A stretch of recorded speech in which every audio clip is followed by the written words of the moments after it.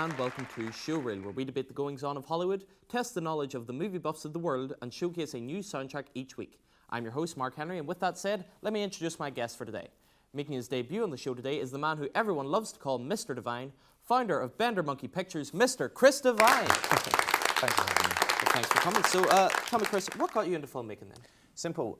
Alcohol, YouTube, and a camera, and some lonely nights and lots of mistakes. But yeah, that was the beginning. All right, so also joining us today, returning to the show, is a man who most people know as Rocky. So let's hope he doesn't start any fights today. It's independent filmmaker, Mr. Stephen Rock. Happy to be here, Mark. Thanks for coming.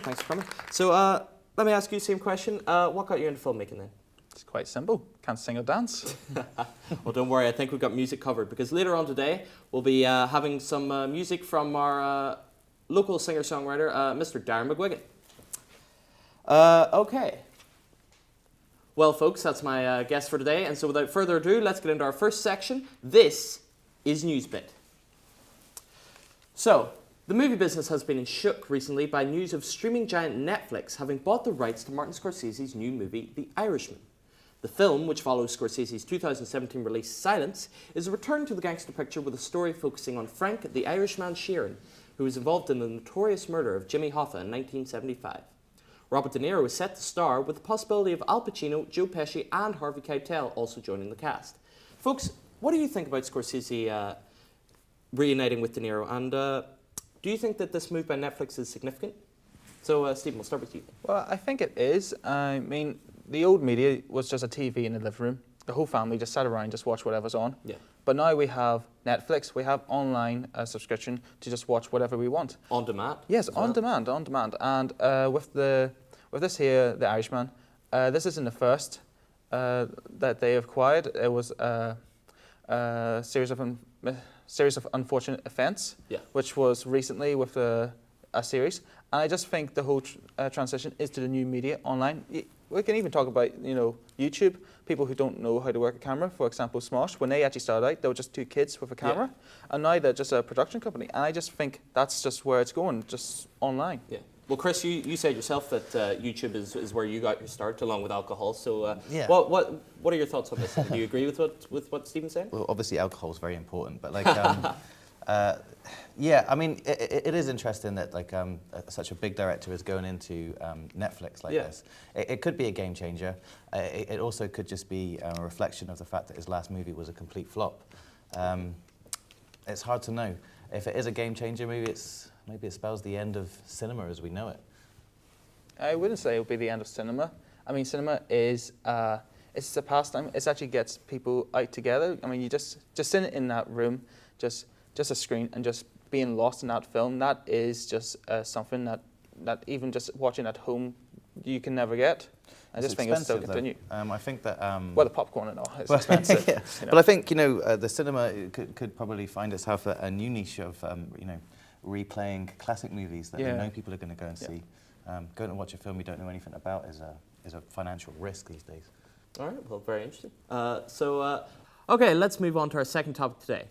With the recent announcement of Margot Robbie taking the lead in a Maid Marian movie focusing on avenging the death of Robin Hood, and the outcry for an Asian actor to star in Marvel's new Netflix series Iron Fist, a show about a Western protagonist who learns the ways of Eastern martial arts, the topic of diversity in Hollywood is stronger than ever. With female versions of Ocean's 11 and The Expendables in the works, Hollywood is working to have more diversity in their films. However, does the change of gender or race of existing properties or characters really solve the debate of diversity? And is this really a fair way to have a greater degree of inclusion in all aspects of Hollywood films? So, Chris, what are your thoughts on this? Well, the examples you gave there are Margot Robbie as Marion, which was already a female, and then Iron Fist. And the furore about that is that it's not an Asian American when the original character was a Caucasian American.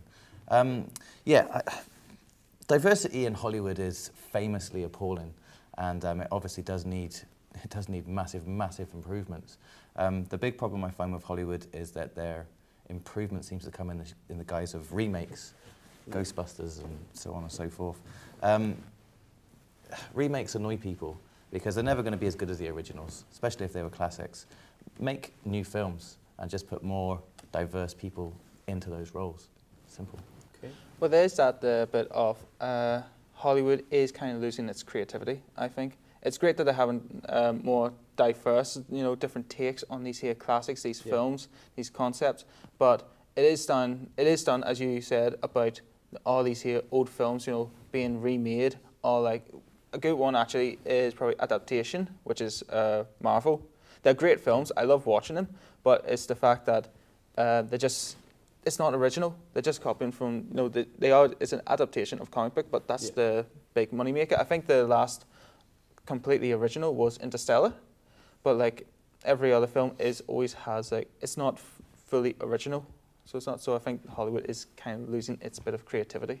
Just on the subject of Marvel there, like they've released, 4 Netflix shows now? So Daredevil, Jessica Jones, Luke Cage and Iron Fist, all of which have done incredibly well, except Iron Fist. Its reviews have been really bad, and a lot of people are saying that it's because he's not an Asian American. Is it fair to judge the show purely on that basis? No, I'd actually like to know why the character should be a certain race, because in the comics, he is Caucasian, as you said, it is Caucasian. Yeah. So why are these people saying that he has to be an Asian American?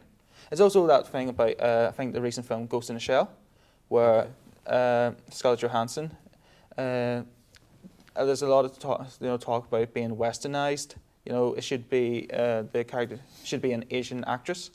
But the creator of the original Ghost in the Shell was saying, she's a cyborg. There's no race, so why does she have to be Asian? It doesn't matter. So just think, like, why?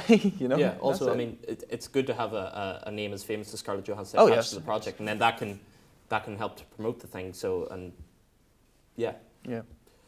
So Chris, any further thoughts on this? Maybe about Maid Marian then? Well, Maid Marian, Marian is a female, so but making her the lead, hopefully it'll work. Robin Hood's been sort of destroyed over the years. Prince of Thieves was the last good one. The first good one was obviously the animated version in the 70s, which was fantastic. With the fox? Yeah. Russell Crowe destroyed the Robin Hood franchise with his appalling accent. Hopefully Margot Robbie can bring it back to life. Well, that's very interesting, guys. That's about all the time we have for the debates. So what we're going to do now is we're going to take a quick break. So join us after this.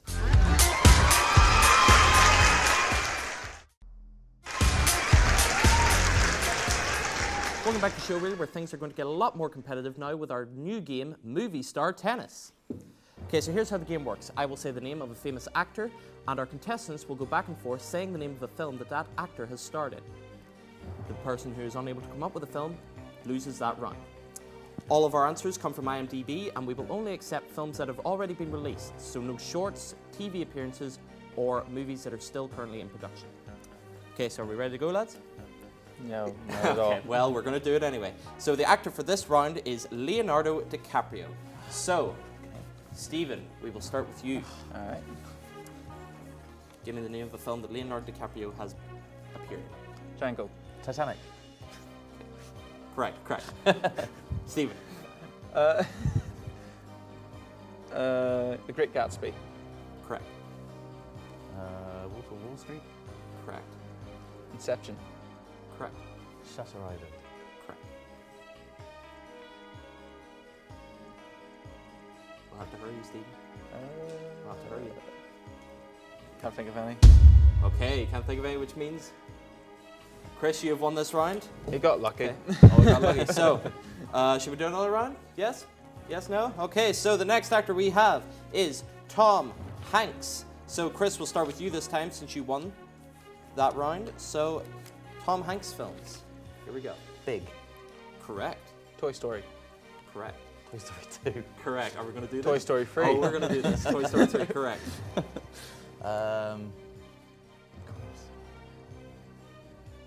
Gotta be quick.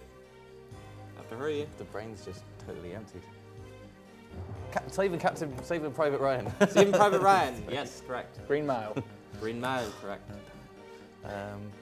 Tom who? Hanks. Still Tom.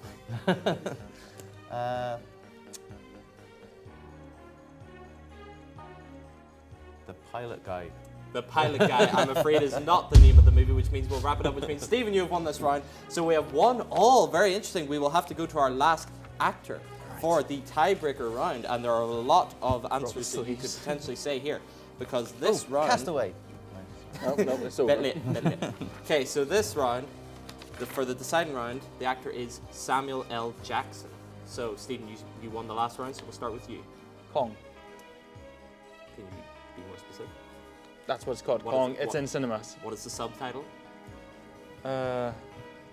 Big Monkey. I don't know. Kong Big Monkey is not correct. Kong Pleasure Beach. So we're right. We'll continue on then. Chris. Snakes on a Plane. Snakes on a Plane, correct. Hateful Eight. Hateful Eight, correct. Pulp Fiction. Pulp Fiction, correct. That was my one. So gotta be quick on the buzzer, Stephen. Come on now. You said Snakes on the Plane, didn't you? Yes, he did. I know. He's in so many. I can't think of any. Just think of one. Or we're gonna have It's to wrap it easier up said soon. than done. We're gonna have to wrap it up soon, man. I've got one more. Okay, Oh, tell me. time up, which means, Chris, you have won Movie Star Tennis. Round of applause in the studio. Okay. Well, Chris, congratulations again. That's about all we have time for today, guys. Special thanks again to Chris Devine and Stephen Rock for coming on to talk and have a bit of a good time. And so, to play us out now, we're going to have some music from Darren McGuigan and his new composition, Walk Away. Take it away, Darren.